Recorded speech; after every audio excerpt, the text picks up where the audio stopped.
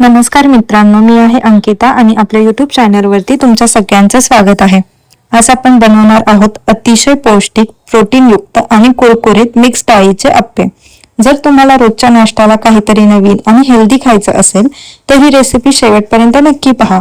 यासाठी लागणारे साहित्य आहे 2 कप तांदूळ, 1 कप उडीद डाळ, 1 कप मूग डाळ, 1 कप तुरीची डाळ, 1 कप पोहे. हे सगळं आपण एका पातेल्यामध्ये घेऊन पाण्याने स्वच्छ धुवून घेऊयात. त्यानंतर पुन्हा पाणी ऍड करून 5 ते 6 तासासाठी आपण भिजत ठेवूयात. हे चांगले भिजल्यानंतर ना आपण मिक्सर मधून बारीक करून घेऊयात. सगळं छान स्वच्छ धुवून घेऊयात. आपण त्यातलं पाणी काढून त्यामध्ये परत दुसरं पाणी ऍड करूया. परत एकजीव करूया आणि हे 5 ते 6 तासासाठी आपण भिजत ठेवूयात. भिजल्यानंतर ना आपण हे मिक्सर मधून बारीक करून घेऊयात.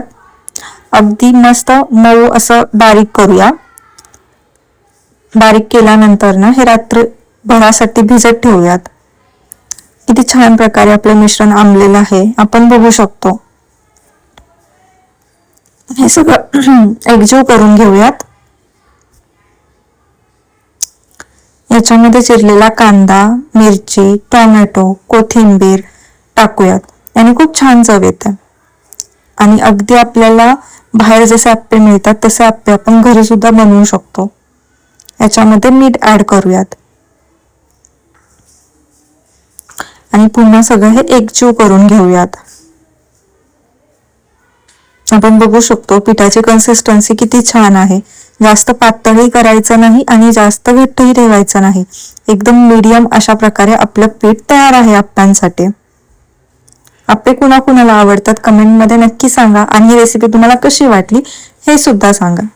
आता अप्प्याचं भांडं आपण गॅसवरती ठेवलेलं आहे. त्याला आधी तेल लावून घेऊयात.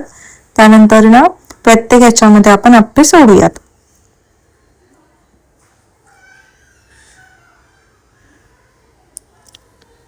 अगदी जाळीदार आणि हलके अप्पे आपल्याला मिळतील.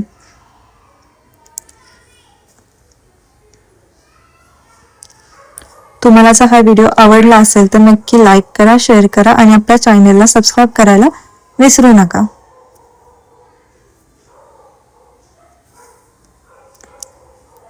आणि हे आपल्याला लो फ्लेम वरती ठेवायचं आहे म्हणजे जास्त करपणार सुद्धा नाही आणि व्यवस्थित आपलं भाजून सुद्धा होईल.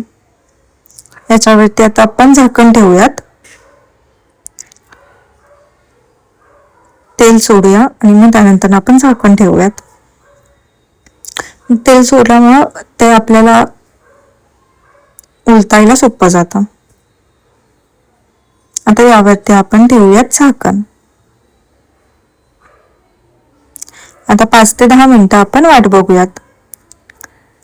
झाल्यानंतर ना आता आपण हे पलटून घेऊयात आणि पलटल्यानंतर हे आपल्याला असे दिसतील. Thanks for watching.